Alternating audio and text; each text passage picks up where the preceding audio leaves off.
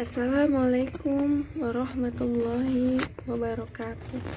Nama saya Dinda Syafitri, NIM 2000-2004. Saya dari jurusan Administrasi Pendidikan. Saya akan menjelaskan tentang strategi mengatasi grogi, cemas,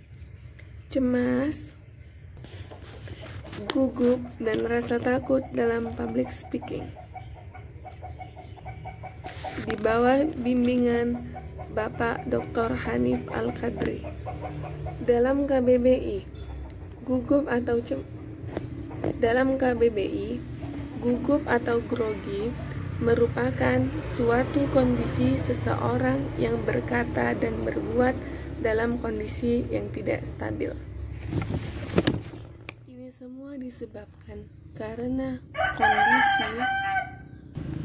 karena indikasi pikiran yang sangat jauh, yang tidak sesuai dengan ekspektasi.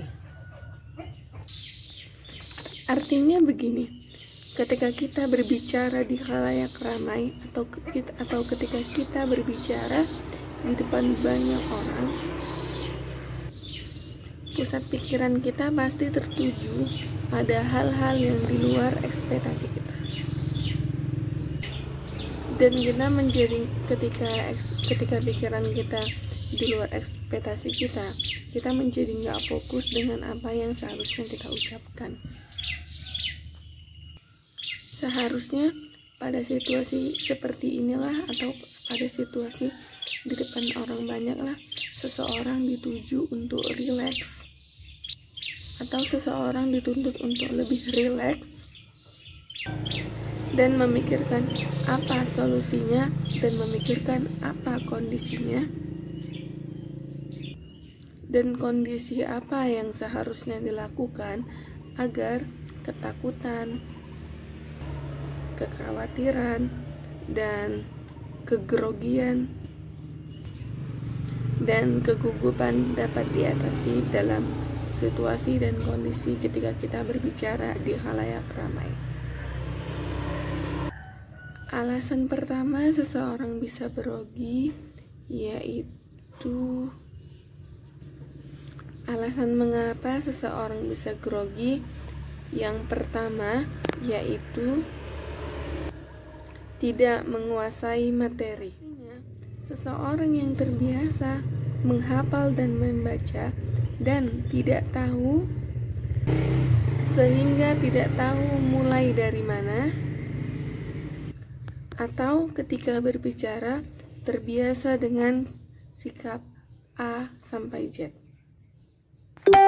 dan dia juga melakukannya, dan dia juga pasti akan melakukannya dan membicarakannya A sampai Z juga.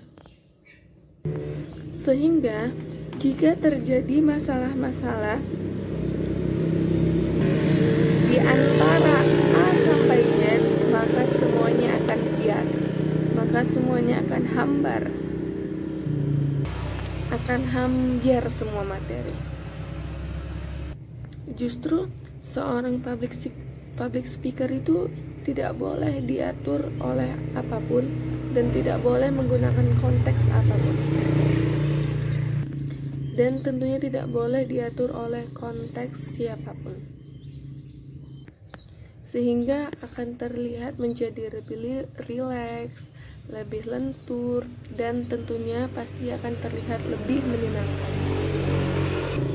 Dan yang paling pentingnya lagi, banyak audiens yang sedang menunggu apa pembicaraan kita selanjutnya, atau apa pembicaraan dari public speaker itu selanjutnya. Bukan berarti salam dan pembuka itu tidak dipakai. Justru seorang public speaker yang handal, seorang public speaker yang hebat, mampu menangani setiap pembicaraan dia selanjutnya, dan mampu menangani apa yang seharusnya ia bicarakan selanjutnya.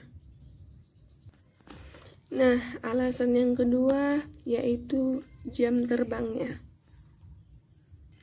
Jika seseorang sudah terbiasa dengan jam terbangnya, maka dia akan mampu menghandle segala kendala. Namun, berbeda dengan seseorang yang baru berbicara 1 kali atau 2 kali, ia akan merasa lebih gugup dan ia akan merasa lebih grogi, sehingga pembicaraan dia tidak sesuai dan sehingga pembicaraan dia menjadi biar. Jika seseorang bisa grogi atau gugup, ada 2 alasan. Ada 2 macam. Nah, ini juga ada 2 macam solusi untuk mengatasi masalah, untuk mengatasi gugup atau grogi dalam public speaker atau dalam public speaking. Yang pertama ada mempunyai jam terbang, dan yang kedua menguasai materi. Anda kuasai materi terkait apa yang akan Anda bicarakan, atau mencakup keseluruhan dan masuk akal dengan apa yang Anda bicarakan. Minimal 5W plus 1H-nya itu dikuasai. What, where, why, when, who, and how. Itulah minimalnya yang Anda kuasai jika Anda ingin menjadi public speaker. Namun, akan jauh lebih menyenangkan jika Anda memulainya dari why, mengapa, yang artinya mengapa, sehingga banyak memunculkan pertanyaan-pertanyaan. Alangkah menjadi lebih baiknya jika public speaker membicarakan atau memulai pembicaraan secara acak. Cara inilah yang membuat Anda terlatih sehingga tidak memunculkan pikiran yang mengkhawatirkan dan tidak membuat Anda menjadi lebih gugup atau grogi. Dan seandainya kegugupan yang menghampiri Anda, maka pembicaraan Anda akan menjadi lebih berantakan, atau pembicaraan public speaker menjadi lebih rusak. Yang ketiga yaitu menguasai keadaan atau tempat Anda berbicara sehingga Anda menjadi panggung pada audiens. Yang keempat yaitu meyakinkan diri bahwa saya akan tampil dengan semaksimal mungkin. Namun, hati-hati, justru ini malah bisa merusak dan justru ini malah bisa menghancurkan atau menjadi penghambat Anda dalam public speaker. Jadi buatlah sebisa mungkin, sebisa apa yang Anda lakukan. Yakinkanlah diri Anda bahwa Anda bisa menjadi public speaker.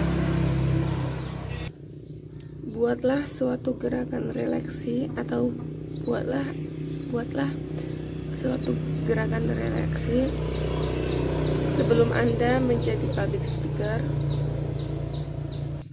atau buatlah gerakan relaksi sebelum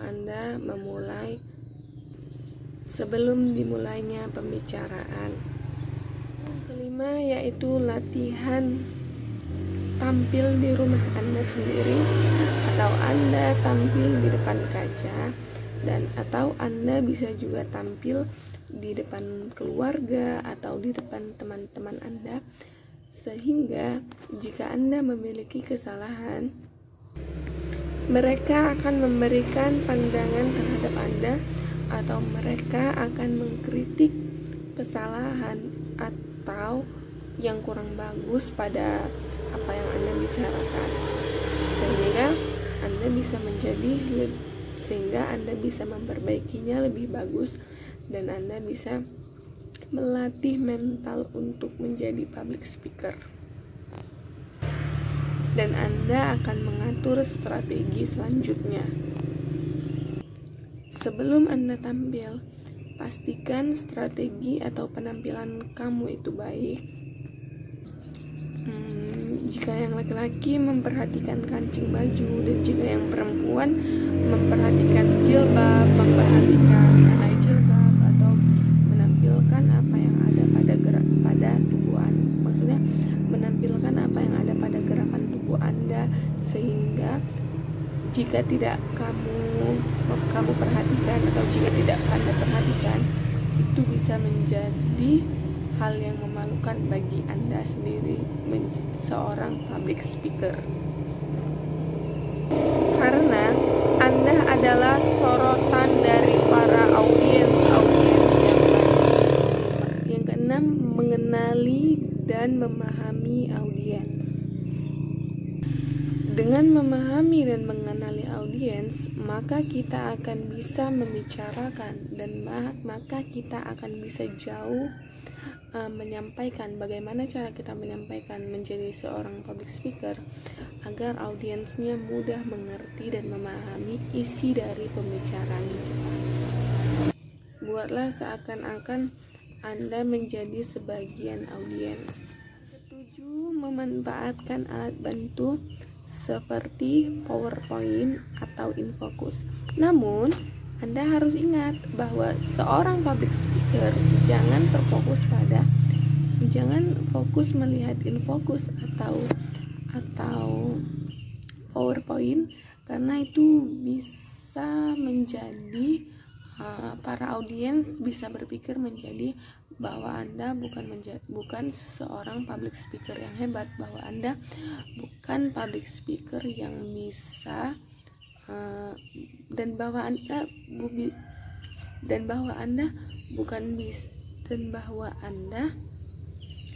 tidak bisa dinamakan menjadi seorang public speaker karena Anda tertuju pada InFocus atau PowerPoint tersebut. Yang kedelapan, ada positive thinking atau berpikiran baik.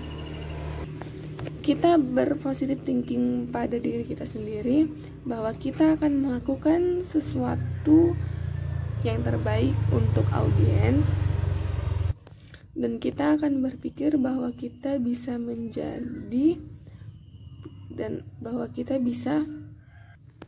menguasai materi dengan siap dan baik.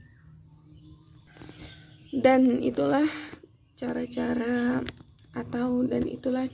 mengatasi public speaker yang grogi dan gugup. Banyak cara dari public speaking yang baik, banyak cara lainnya yang dimiliki oleh public speaker yang mempunyai jam-jam terbang yang banyak, atau banyak tips lainnya dari seorang public speaker yang mempunyai jam terbang yang sangat banyak atau yang memiliki jam terbang yang banyak. Jadi percayalah bahwa Anda bisa